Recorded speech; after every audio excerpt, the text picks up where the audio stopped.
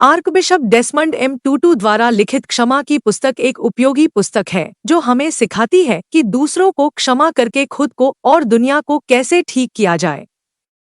यह हमें दिखाता है कि क्रोध पर काबू रखने और बदला लेने से हमें केवल बुरा महसूस होगा, लेकिन दूसरों को माफ करने से हम अपने दर्द से मुक्त हो जाएंगे। यह पुस्तक हमें व्यावहारिक सुझाव देती है कि हम अपने दिलों को कैसे ठीक करें और दुनिया को एक बेहतर जगह कैसे बनाएं। मेरे चैनल में आपका स्वागत है। यदि आप यहाँ नए हैं तो कृपया लाइक और सब्सक्राइब करें। चलिए अब शुरू करते हैं। अध्याय 1। आज हम एक किताब के बारे में जानेंगे कि कैसे क्षमा हमें बेहतर महसूस करने और दुनिया को एक खुशहाल जगह बनाने में मदद कर सकती है। किताब की शुरुआत एक कहानी से होती है। श्रीमती महलावली ने लोगों के एक समूह को बताया कि उनके पति को कुछ अन्य लोगों ने बहुत बुरी तरह आहत किया था। उसके पेट और शरीर के अन्य हिस्सों पर कई घाव थे। उन्होंने उसके चेहरे पर तेजाब भी डाला और उसका हाथ काट दिया। इससे कई लोग बहुत परेशान और दुखी हुए।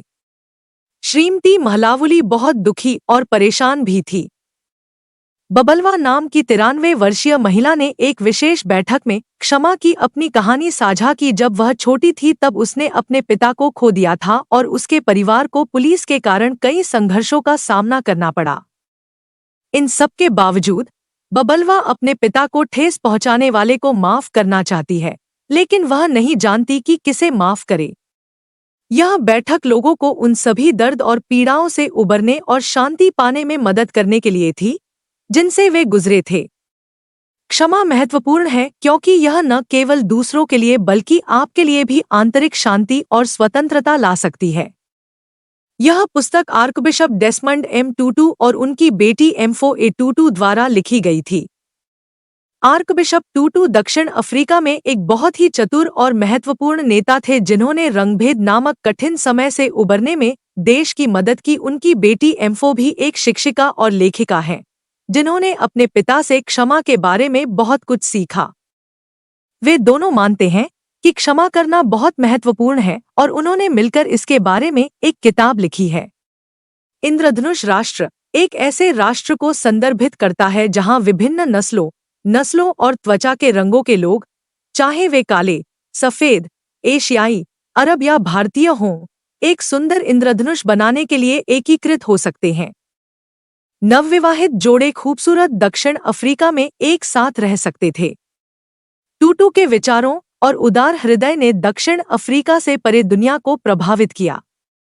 डेसमंड टूटू की क्षमा की पुस्तक हमें यह सीखने में मदद करती है कि अतीत के दर्द से कैसे उबरा जाए, जैसे प्रियजनों को खोना और अन्याय का सामना करना। यह हमें खुद को ठीक करने और दुनिया को एक बेहतर जगह बनाने के व्यावहारिक तरीके देता है। इस पुस्तक में क्षमा दिखावा करने या क्षमा करने के लिए मजबूर होने के बारे में नहीं है, बल्कि सोच समझकर ठीक होने के चरणों का पालन करने के बारे में है। इस पुस्तक में हम आपको 3 अलग अलग खंडों में दूसरों को क्षमा करना सीखने में मदद करेंगे। संक्षिप्त व्याख्या। भाग 1 यह सीखने के बारे में है कि क्षमा का क्या अर्थ है। भाग 2 एक निश्चित तरीके से क्षमा करना। भाग 3 हर किसी को माफ किया जा सकता है। अध्याय 2 क्षमा के बारे में जानना।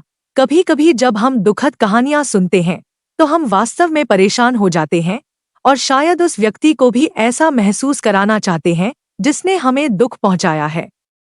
लेकिन यह याद रखना महत्वपूर्ण है कि किसी को चोट पहुंचाने से चीजें बेहतर नहीं हो जाती। जिन लोगों को ठेस पहुंची है उनके परिवार वाले उस व्यक्ति को माफ करने की इतनी कोशिश क्यों करते हैं जिसने उन्हें चोट पहुंचाई है? पूर्ण न होने पर भी वे क्षमा करना क्यों चुनते हैं? क्या उनसे किसी ऐसे व्यक्ति को माफ करने के लिए कहना बहुत ज्यादा है जिसने कुछ भयानक किया है? आइए सुनते हैं डेसमंड टूटू का इस बारे में क्या कहना है। डेसमंड टूटू के पिता बहुत क्रोधी और हिंसक थे। जब डेसमंड बच्चा था तो उसके पिता उसे और उसके छोटे भाई को चोट पहुंचाते थे। दर्द और डर के बावजूद डेसमंड समझ नहीं पा रहा था कि उसके पिता इतने क्रोधित क्यों होंगे। उसने दूसरों से मदद लेने की कोशिश की, लेकिन किसी ने नहीं सुनी। डेसमंड अपने पिता से नफरत करते हुए बड़े हुए और यहाँ तक कि उन्हें वापस चोट पहुंचाने के बारे में भी सोचा। दुख की बात यह है कि जैसे जैसे डेसमंड और उसके भाई बड़े होते गए, वे भी हिंसक हो गए। डेसमंड टूटू बहुत क्रोधी था और अपने कठिन अतीत के कारण लोगों पर भरोसा नहीं करता था। इससे वह खुद को नुकसान पहुंचाने वाले काम करने लगा, जैसे ड्रग्स और लड़ाई। लेकिन उनके दोस्तों और परिवार ने उन्हें यह समझने में मदद की कि अपने पिता को माफ करना ही बेहतर महसूस करने का एकमात्र तरीका है। डेसमंड को एहसास हुआ कि उसके पिता सिर्फ एक सामान्य व्यक्ति थे जिनमें खामियां थीं, और उन्होंने उन्हें माफ कर दिया। इससे पहले कि हम दूसरों को माफ करें, हम उन्हें अपनी खुशी और हमारे साथ क्या होता है, इसे नियंत्रित करने दे रहे हैं। लेकिन एक बार जब हम उन्हें माफ कर देते हैं, तो हम अपने जीवन पर नियंत्रण कर लेते हैं। दूसरों को माफ करना उनके फायदे के लिए नहीं, बल्कि हमारे अपने फायदे के लिए है। बदला लेने से हमें थोड़ी देर के लिए अच्छा महसूस हो सकता है, लेकिन दूसरों को माफ करना आगे बढ़ने और नई शुरुआत करने का सबसे अच्छा तरीका है। वैज्ञानिकों ने पाया है कि दूसरों को माफ करने से हम अधिक खुश और स्वस्थ महसूस कर सकते हैं। यह हमें कम उदासी, अधिक आत्मविश्वास और अधिक अच्छी भावनाएं महसूस करने में मदद कर सकता है। यदि हम क्षमा नहीं करते हैं, तो हम हृदय की समस्याओं, उच्च रक्तचाप, सिरदर्द, बहुत उदास महसूस करना, सोने में परेशानी, दिल का दौरा और यहाँ तक कि कैंसर जैसी चीजों से बीमार हो सकते हैं। इसलिए अपने स्वास्थ्य और खुशी के लिए दूसरों को क्षमा करना महत्वपूर्ण है। इसीलिए लेखक क्षमा को महत्वपूर्ण मानता है। हम सभी इंसान हैं और समान भावनाएं और क्षमताएं साझा करते हैं। कोई भी व्यक्ति जन्म से ही दूसरों को दुख पहुंचाने की इच्छा नहीं रखता। दया या स्वार्थ दिखाने वाले लोग अच्छे और बुरे दोनों हो सकते हैं। बुरे काम करने वाले भी हमारी तरह इंसान ही होते हैं। उदाहरण के लिए, बासम नाम के एक लड़के ने देखा कि उसके दोस्त को चोट लगी है और वह बदला लेना चाहता था। इसलिए वह एक ऐसे समूह में शामिल हो गया जो उनके विश्वास के लिए लड़ता था। लेकिन कुछ लोगों ने उसे एक बुरे व्यक्ति के रूप में देखा, भले ही वह सिर्फ अपने परिवार की रक्षा करने की कोशिश कर रहा था।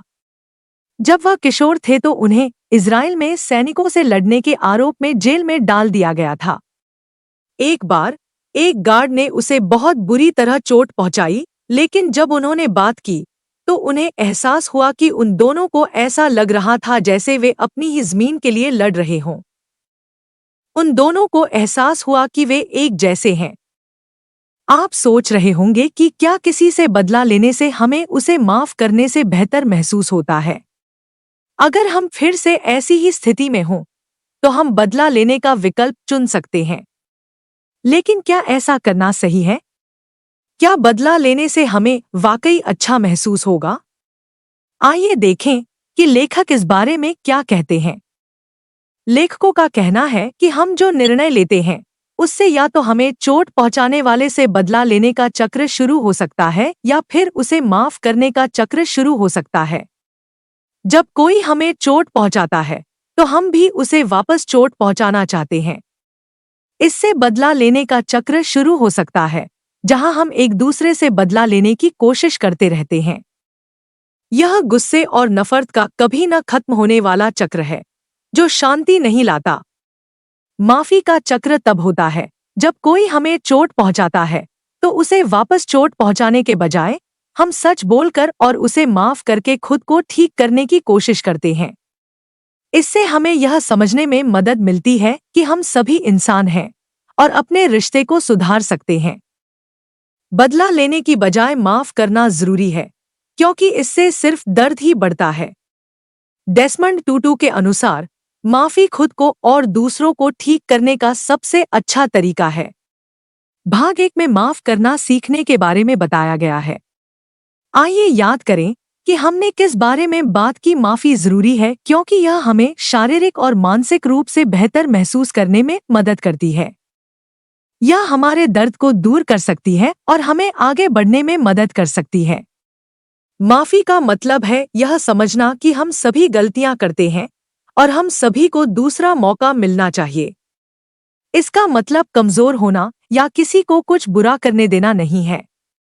जब कोई हमें चोट पहुंचाता है तो हम उनसे बदला लेने या उन्हें माफ करने का विकल्प चुन सकते हैं। किसी से बदला लेने से सिर्फ चीजें और भी खराब होती हैं, लेकिन माफी देने से हमें ठीक होने में मदद मिल सकती है। अध्याय 3, क्षमा के लिए चतुर्विध मार्ग।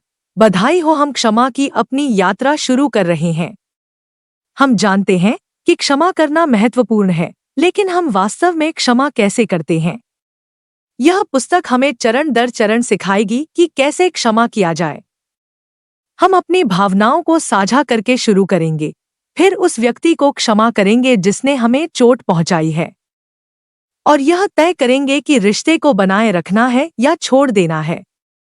आइए एक साथ प्रत्येक चरण के बारे में जानें। सबसे पहले जो करना है वह है अपनी कहानी साझा करना। जब हम अपनी कहानी बताते हैं तो यह हमें चोट लगने के बाद बेहतर महसूस करने में मदद कर सकता है। हमें यह समझने की कोशिश करनी चाहिए कि हम दुखी क्यों महसूस करते हैं और इसका कारण ढूंढना चाहिए। यह सिर्फ मनगढ़ंत बात नहीं है, इस बात के प्रमाण है कि यह वास्तव में काम करता है। वैज्ञानिकों ने पाया है कि 2 तरह की यादें होती हैं, एक जो हमें स्पष्ट रूप से याद होती है और दूसरी जो हमें पता नहीं होती है। जिन यादों के बारे में हमें पता नहीं होता है वे हमें प्रभावित कर सकती हैं, भले ही हमें वे याद न हो। उदाहरण के लिए, अगर किसी को बचपन में कुत्ते ने काट लिया था और बाद में वह भूल गया, तो उसे बिना कारण जाने भी कुत्तों से डर लग सकता है। ये छिपी हुई यादें अभी भी हम पर प्रभाव डाल सकती हैं। अगर हम बेहतर महसूस करना चाहते हैं और बुरी घटनाओं के होने पर मजबूत बनना चाहते हैं, तो हमें अपने अतीत के बारे में सच बताना होगा। अपने परिवार के इतिहास को जानना, यहाँ तक कि मुश्किल समय को भी, हमें बेहतर महसूस करने और मुश्किल समय को संभालने में मदद कर सकता है। यह उन बच्चों के एक अध्ययन में दिखाया गया था जो एक बड़ी त्रासदी के बाद अपने परिवार की कहानियों के बारे में जानते थे। जो बच्चे अपने परिवार के बारे में सबसे ज्यादा जानते थे, वे सबसे ज्यादा खुश थे और मुश्किल समय का सामना करने में सबसे ज्यादा सक्षम थे। इसलिए अगर आप किसी को माफ करना चाहते हैं तो सबसे पहले आपको अपनी कहानी बतानी होगी। आपको इस बारे में बात करके शुरुआत करनी चाहिए कि क्या हुआ और इसका आप पर क्या असर हुआ। किसी ऐसे व्यक्ति को ढूंढना जरूरी है जिस पर आप भरोसा करते हो, जो आपकी बात सुनेगा और आपको सुरक्षित महसूस कराएगा। आप उस व्यक्ति को सीधे बताना भी चुन सकते हैं जिसने आपको चोट पहुंचाई है, भले ही यह कठिन हो। उन्हें माफ करने का यह एक महत्वपूर्ण हिस्सा है। जब आप किसी को अपने साथ हुई किसी बुरी घटना के बारे में बताते हैं तो उन्हें बहुत ज्यादा सवाल पूछे बिना या आप पर संदेह किए बिना सुनना चाहिए। उन्हें आपको सुरक्षित महसूस कराना चाहिए, आप पर विश्वास करना चाहिए और समझना चाहिए कि आप कैसा महसूस करते हैं। आप अपनी कहानी दूसरे तरीकों से भी साझा कर सकते हैं, जैसे लोगों के सामने बात करना या इसके बारे में ऑनलाइन लिखना। अध्याय 4, सब माफ किया जा सकता है। पुस्तक का मुख्य संदेश यह है कि हर किसी को माफ किया जा सकता है। लोग गलतियां करते हैं और कभी-कभी मतलबी या विचारहीन हो सकते हैं, लेकिन हम सभी में माफ करने और माफ किए जाने की क्षमता होती है। कोई भी इतना बुरा नहीं है कि उसे माफ न किया जा सके, और हम सभी को किसी न किसी समय माफी की जरूरत होती है। किसी को माफ करना या माफी मांगना दोनों ही कठिन काम है। किसी के लिए 4 चरणों का उपयोग करके माफ करना आसान है, लेकिन किसी ऐसे व्यक्ति के लिए माफी मांगना बहुत कठिन है जिसने कुछ गलत किया हो। उन्हें अपनी गलती का एहसास होना चाहिए, चीजों को सही करना चाहिए, और उन्हें माफ किए जाने में उस व्यक्ति की तुलना में अधिक समय लगता है जिसे उन्होंने चोट पहुंचाई है। 1996 में एक 17 वर्षीय लड़के और उसके दोस्तों ने एक ऐसी जगह पर बम रखे जहां काले लोग जाते हैं ताकि वे अधिक से अधिक लोगों को चोट पहुंचा सकें। उनकी योजना ने 67 लोगों को घायल कर दिया और 4 लोगों को मार डाला, जिनमें 3 बच्चे शामिल थे। कोएट्जी मूल रूप से एक नस्लवादी था जिसे दूसरे लोगों की परवाह नहीं थी, लेकिन फिर उसे इस बारे में बुरा लगने लगा। उसने चीजों को सही करने और माफी मांगने का प्रयास करने का फैसला किया। कोएत्जी जेल में रहने के दौरान माफी की यात्रा से गुजरे उन्होंने सीखा कि वे दूसरों को माफ करने के लिए मजबूर नहीं कर सकते, बल्कि उन्हें विनम्र तरीके से माफी मांगनी होगी। उन्होंने उन लोगों को माफी मांगने के लिए एक पत्र लिखा जिन्हें उन्होंने दुख पहुंचाया था और आखिरकार उन्होंने उन्हें माफ कर दिया। आश्चर्यजनक रूप से एक ऐसे व्यक्ति ने कोएत्जी को माफ करना और ठीक होना सीखने में मदद की जिसने कई भयानक काम किए थे। अगर आपने किसी को दुख पहुंचाया है तो माफी मांगने और चीजों को सही करने में कभी देर नहीं होती। अगर आप ऐसा नहीं करते तो आप अपने मन और दिल में एक उदास और दोषी जगह में फंसे हुए महसूस करेंगे। अगर आप कुछ गलत करते हैं तो आपको माफी मांगने और इस बारे में सोचने की जरूरत है कि आपने किसी को कैसे दुख पहुंचाया है। आपको सुनना चाहिए कि वे कैसा महसूस करते हैं और बहाने नहीं बनाने चाहिए। फिर आप माफी मांग सकते हैं और तय कर सकते हैं कि आप फिर से दोस्त बनना चाहते हैं या नहीं। माफी मांगने और चीजों को सही करने के ये तरीके हैं। हर किसी को माफ करना जरूरी है, जिसमें वे लोग भी शामिल हैं जिन्होंने हमें दुख पहुंचाया है और वे लोग भी जिन्होंने कुछ गलत किया है। हमें अपनी गलतियों के लिए खुद को भी माफ करना चाहिए। खुद को माफ करना किसी गलती के लिए खुद से माफी मांगने जैसा है, ठीक वैसे ही जैसे हम अपने दोस्तों से माफी मांगते हैं जब हम कुछ गलत करते हैं। इससे हमें बेहतर महसूस करने और अपनी गलतियों से सीखने में मदद मिलती है।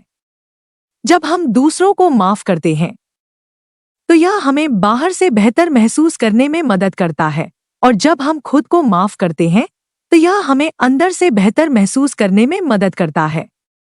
कभी कभी जीवन में चीजें हमेशा समझना आसान नहीं होता है, और जब हम किसी से आहत महसूस करते हैं तो उन्हें माफ करना मुश्किल हो सकता है। लेकिन जब हम गलतियों के लिए खुद को माफ करते हैं तो यह हमें बेहतर महसूस करने और आगे बढ़ने में मदद कर सकता है। अध्याय 5, क्षमा की पुस्तक की समीक्षा। आज हमने अपना काम पूरा कर लिया है। आइए आज हमने जिन बातों पर बात की उन सभी पर चर्चा करें। भाग 1 क्षमा को समझने के बारे में है। क्षमा हमारे शरीर और मन के लिए महत्वपूर्ण है। यह हमें पीड़ित होने की भावना से मुक्त होने में मदद करता है। हर किसी को क्षमा किया जा सकता है और कोई भी मदद से परे नहीं है। किसी को क्षमा करने का मतलब यह नहीं है कि हम कमजोर हैं या जो उचित है उसे छोड़ रहे हैं। भाग 2 इस बारे में है कि किसी को कैसे क्षमा किया जाए। सबसे पहले हमें उस व्यक्ति के साथ हुई घटना के बारे में बात करनी चाहिए जिस पर हम भरोसा करते हैं। फिर हमें सॉरी कहना चाहिए और उन्हें क्षमा करना चाहिए। अंत में हम या तो चीजों को बेहतर बना सकते हैं या खुद को बेहतर महसूस करने के लिए बुरी भावनाओं को छोड़ सकते हैं। भाग 3 हमें सिखाता है कि दूसरों और खुद को क्षमा करना महत्वपूर्ण है। जब हम क्षमा करते हैं तो यह हमें अंदर और बाहर दोनों तरफ से शांति महसूस करने में मदद करता है। छोटी छोटी बातों को क्षमा करके और क्षमा फैलाकर हम दुनिया को एक बेहतर और अधिक शांतिपूर्ण जगह बना सकते हैं। आज हमने जो किताब पढ़ी उसमें हमने क्षमा के बारे में सीखा और यह हमारे अपने जीवन में कैसे हमारी मदद कर सकती है। द टैपिंग सॉल्यूशन नामक एक और किताब है जो हमें किसी दुखद अनुभव के बाद बेहतर महसूस करने में भी मदद कर सकती है। दोनों किताबों के विचारों का उपयोग करके हम अंदर से अधिक खुश और स्वतंत्र महसूस करने की दिशा में काम कर सकते हैं। आइए इसे आजमाएं और देखें कि यह हमें अपने दर्द को माफ करने और उससे आगे बढ़ने में कैसे मदद कर सकता है।